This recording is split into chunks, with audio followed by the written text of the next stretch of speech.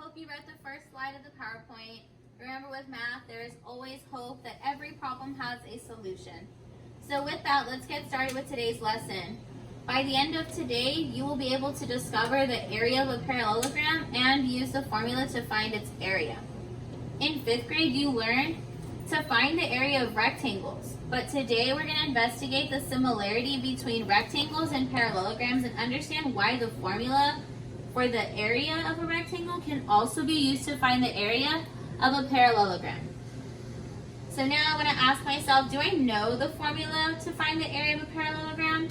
No, but I know that on my star reference sheet, it does tell me the formula for the area of a rectangle and a parallelogram are both area equals base times height.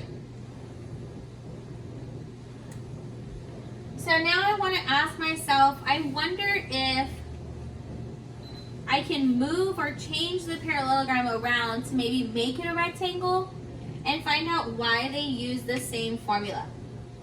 So I noticed that if I draw a dotted line going down right here, I make a right triangle.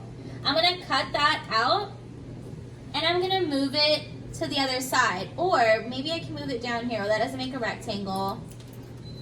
Can't move it up there, but I can if I flip it.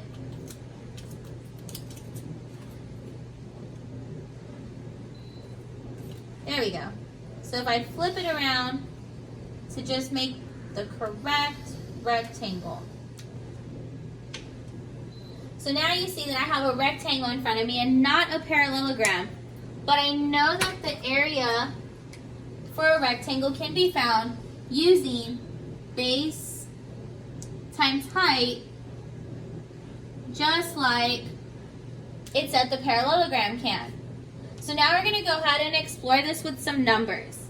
I'm going to find the area of the rectangle first, and then we're going to look at the parallelogram using the same numbers to see if we get the same area.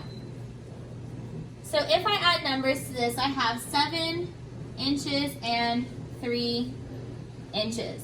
I know that 7 is my base and 3 is my height.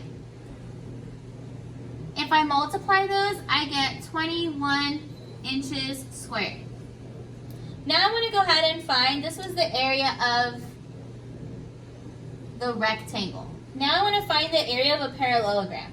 I'm going to leave this 7 inches here and see if I put this part back,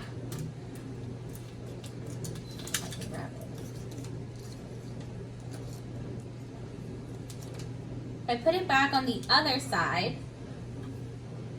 I know that height, when I went down with those dotted lines, it was still 3 inches. So now I'm going to find the area of the parallelogram. I'm going to use my formula, base times height.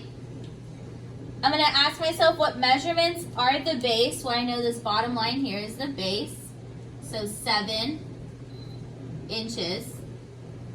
I know that 3, the height, is also indicated by the vertical line going up and down, and this right angle tells me that this is always going to be the height. So my height is 3 inches. If I multiply that, I get 21 inches squared. So now I can say that the formula for the rectangle and the formula for the parallelogram give me the exact same area. I know that when I talk about area talks about the amount of space something takes up. When I moved this over to the other side, I did not change the shape of it. I didn't change the space it takes up. I just moved it over to the other side. So we know that we can use the same formula, base times height, for not only a rectangle, but also a parallelogram. And if given the same measurements, you should get the same area. So now I want you to go ahead and try the next question on your own using those 3 things we just did. What formula am I going to use? What are my appropriate measurements? My base being that bottom line, my height being the dotted line going up and down, indicated by the right angle, and how do I get my final answer?